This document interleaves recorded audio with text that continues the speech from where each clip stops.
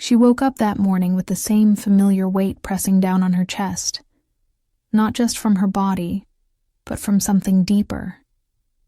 It was that old mixture of exhaustion and self-blame that greeted her before her feet even touched the floor. The mirror across the room caught her reflection, and she looked away instinctively. She didn't need another reminder of what she wasn't. The routine followed.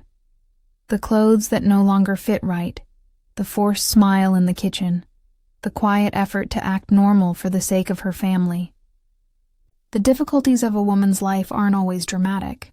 Sometimes they're made of tiny, invisible battles no one sees.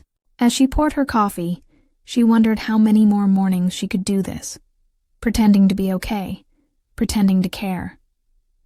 There were doubts in her heart, whispers that told her she would never change.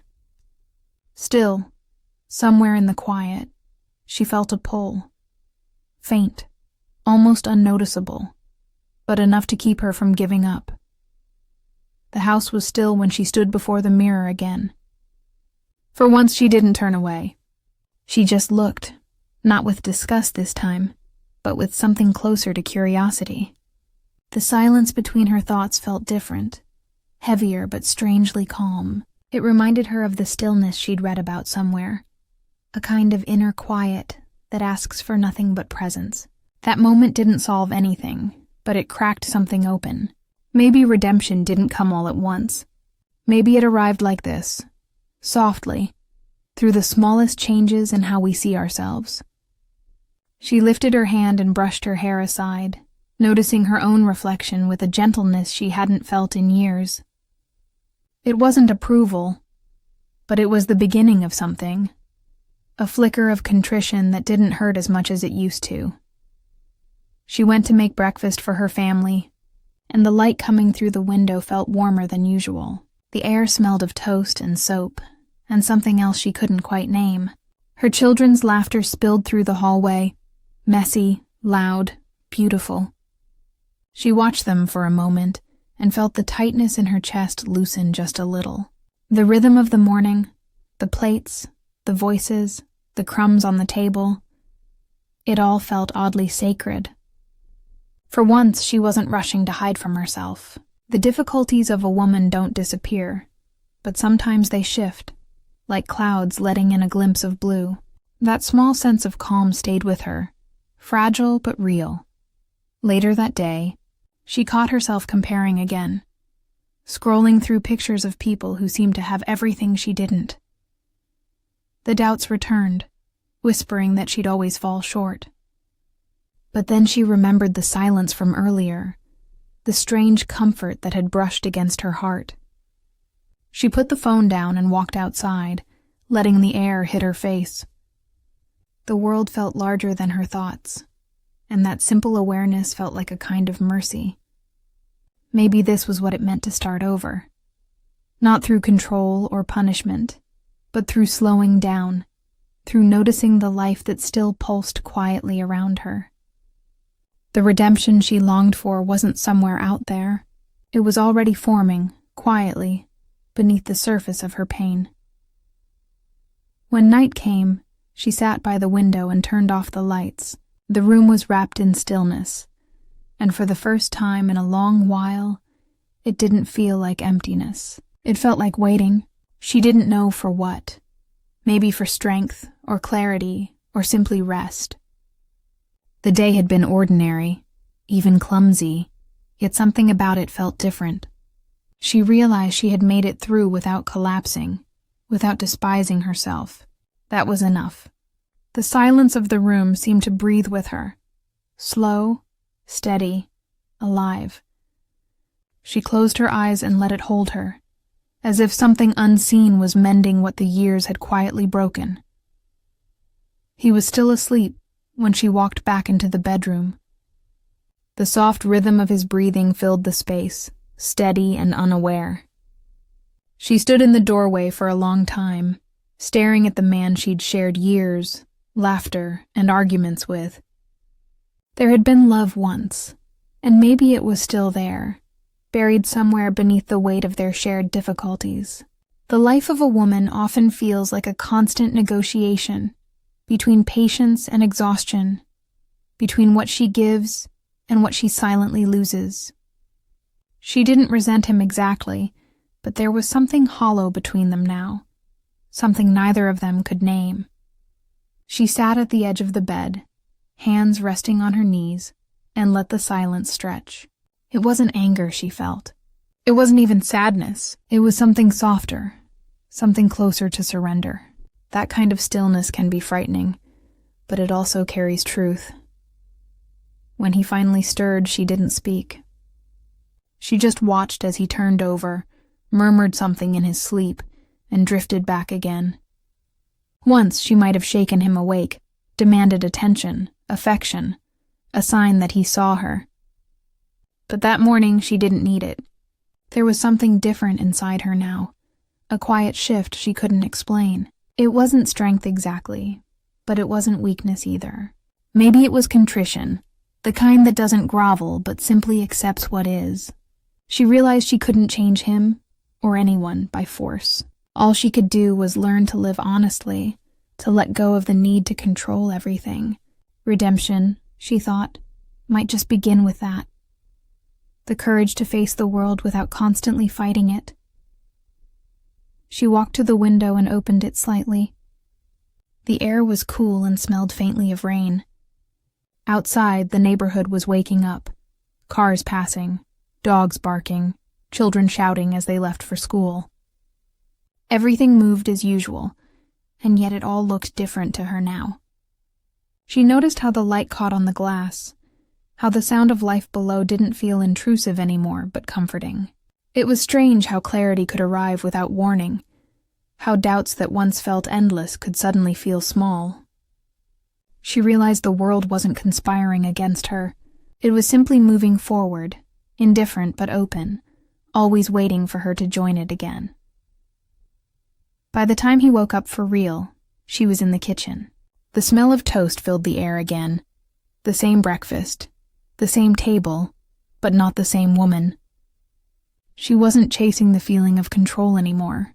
She was learning to sit inside her difficulties without letting them define her. The challenges of a woman's life don't vanish with understanding, but they start to loosen their grip. When he walked in and nodded half awake, she smiled faintly. Not out of habit, but out of something real, quiet and steady. It wasn't forgiveness exactly, but it was the space that forgiveness might one day grow from. When the house finally emptied, she sat down with her cup of coffee and felt the weight of the silence around her. But this time the silence didn't echo. It rested. That was new. She didn't know what tomorrow would bring, or whether anything would really change between them. Yet she sensed something unfolding, slow, deliberate, unseen, like the first breath after a long time underwater. The hesychasmo of her soul, though unnamed, was beginning to take root in her. She was learning to listen, not to the noise of her fears, but to the faint rhythm beneath them. And in that rhythm, she felt the first trace of peace she hadn't known in years. By the time the morning light spread across the living room, she felt something had shifted again, not dramatically, but like a curtain being drawn just enough to see through. The house was still cluttered from the night before. Toys under the couch, crumbs on the table, a shirt draped over a chair. Yet none of it bothered her the way it used to. She picked up a dishcloth, started tidying, and noticed the rhythm of her own breathing. Slow, steady, almost deliberate. Every small movement felt connected to something larger. She didn't need to name it. It was enough to feel it. The doubts were still there, whispering in the back of her mind, but they had softened. She could hold them now without drowning. That, she thought, was something new. Maybe that's how redemption really begins. Not in sudden miracles, but in quiet endurance. She moved through the house carefully, touching surfaces, adjusting frames, folding a stray blanket. The morning light caught on the dust floating in the air, and she found herself watching it. Thousands of tiny specks suspended between movement and stillness. There was beauty even there in that fragile imperfection. The difficulties of a woman's life often live in these unseen corners, in the things that never seem done, the weight of repetition, the quiet sacrifices no one notices. But that morning, she didn't feel trapped by them. She felt grounded, anchored somehow in the ordinary. There was a kind of hesychasmo in that silence, though she wouldn't have called it that. A calm so subtle it almost felt like listening. Her thoughts drifted to her family, her children's laughter, her husband's silence, the way the house held both joy and ache in the same breath. She realized how much of life is about learning to exist between those two. Once she might have tried to fix everything, to push, demand, control, but now she simply let it be. There was contrition in her, not of guilt, but of understanding. She wasn't angry anymore about what she couldn't change. She was tired, yes, but no longer hopeless. It was strange how surrender didn't feel like defeat now. It felt like freedom. For the first time, she didn't need life to be perfect to be at peace. When she sat down with her second cup of coffee, the window was glowing gold. Outside, she could hear the faint hum of distant traffic, and birds layered over it like a gentle song. It was the same neighborhood she'd seen every day, but she saw it differently now, like someone who had been blind to light and was just beginning to notice it again. The redemption she'd been chasing for years hadn't been waiting somewhere far away. It had been sitting quietly here, in her own kitchen, under this same tired ceiling. She smiled at that thought, realizing that what she had been searching for was never lost, only buried under her own noise. The day moved on. The routine unfolded like always. Dishes, errands, the endless loop of doing and undoing. But everything carried a faint new meaning. Even the smallest actions had weight now, purpose. She didn't need to explain it or prove it to anyone. The life of a woman, she thought, isn't defined by the grand things she does, but by how she holds the quiet ones. And that morning, as the sun reached the highest point in the sky, she felt something that could only be described as peace.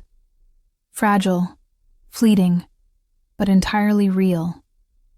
She carried it with her like a secret as the day began to demand her again.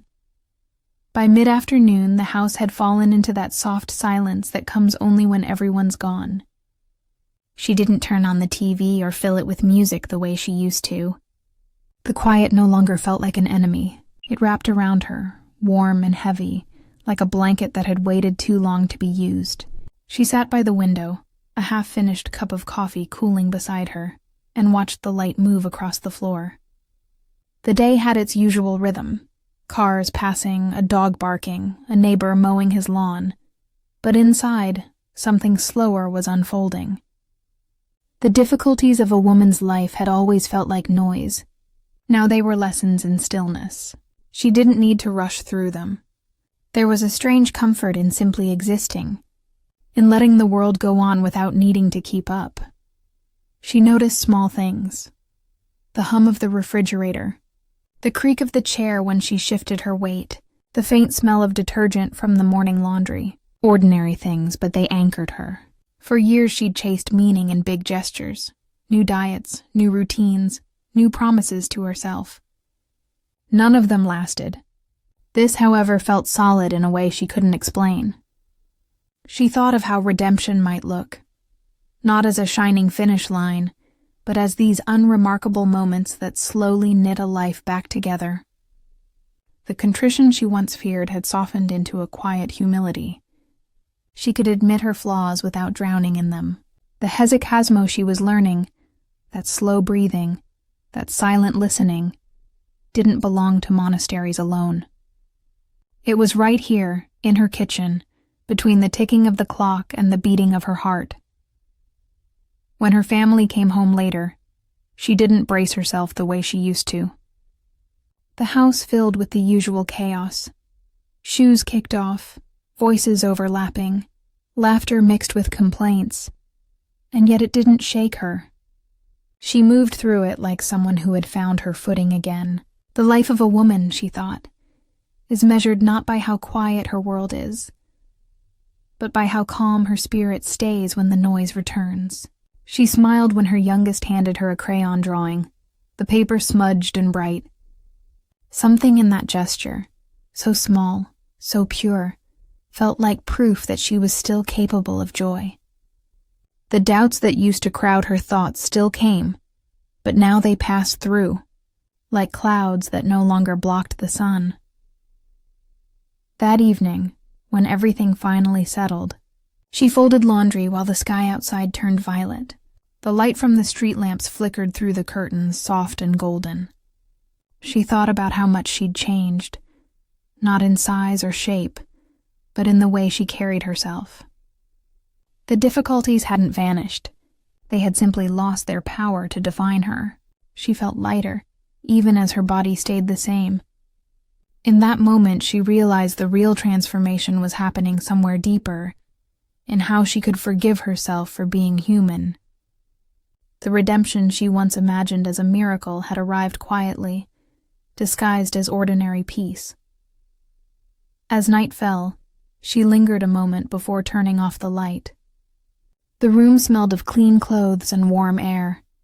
She closed her eyes and let the silence return, steady and full. The hesychasmo she practiced was no longer effort. It was breath. She didn't need to reach for anything.